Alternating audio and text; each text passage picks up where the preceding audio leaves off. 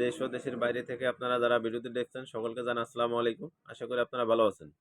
আপনারা অসংখ্য কমেন্টস করেন যে কত সময় সহবাস করলে স্ত্রী মানে পরিতৃপ্তি পাবে, পরিপূর্ণ তৃপ্তি পাবে।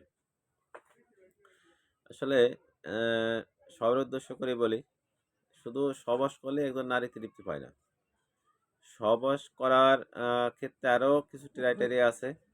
২য় নাম্বার কথা হচ্ছে সবার মানে ফিজিক্যালি মানে কারণ যে সাপোর্ট এক না।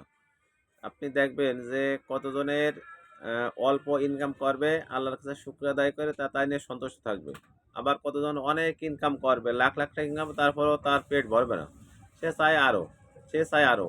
এমন নারীদের মধ্যেও কিছু আছে যেটা কতজনে অল্পতে সে তৃপ্তি অনুভব করে, কতজনের অনেক হলেও সে তৃপ্তি অনুভব করে না। আর ইসের সহবাস করার আগে আপনি মনে করেন যে শুধু আপনি সহবাসই করলেন, সেই ক্ষেত্রে আসলে একজন স্ত্রীর কারণ তৃপ্তি অনুভব করবে না। তৃপ্তি অনুভব করবে সেই সময় যখন আপনি সহবাস করার আগে অনেক সময় ধরে ফোরফিলিং বলে, যেটা শরীরে বিভিন্ন মনে করেন যে উত্তেজনা স্থানে স্পর্শ করা, বিভিন্ন মানে আদর করা, বিভিন্ন কিছু করার পরে আপনি যখন সহবাস করবেন তখন সে পরিপূর্ণ তৃপ্তি পাবে। ২য় নাম্বার একেক মানে দেশের মানে একেক মানে পুরুষের মানে গড় চাহিদা একেক প্রকারের। সেক্ষেত্রে আমাদের এশিয়া মহাদেশের পুরুষের গড় সেক্স হলো ৩ থেকে ৬ মিনিট।